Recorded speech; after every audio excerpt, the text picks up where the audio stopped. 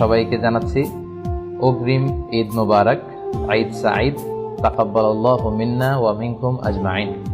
একটি বিষয় নিয়ে আমরা কথা বলার চেষ্টা করব, সেটি হচ্ছে প্রিপারেশন ফর ঈদ ডে। তো এই ঈদের দিনে বিষ্ণু ঈসা ইসলাম এবং সাহাবারা কিভাবে প্রিপারেশন নিতেন, কি তারা আসলে করতেন, এই বিষয়ে আমরা আসলে জানার চেষ্টা করব। কিভাবে আল্লাহ ঈসা ইসলাম ঈদ পালন করতেন এবং কিভাবে সাহাবারা ঈদ পালন করতেন, এই বিষয়ে গণসচেতনতার জন্য আপনারা লাইভটি শেয়ার করবেন। মূল আলোচনায় চলে যাই।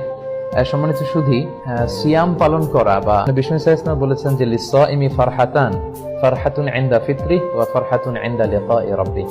যারা সিয়াম পালন করে তাদের জন্য দুটি আনন্দের বিষয়।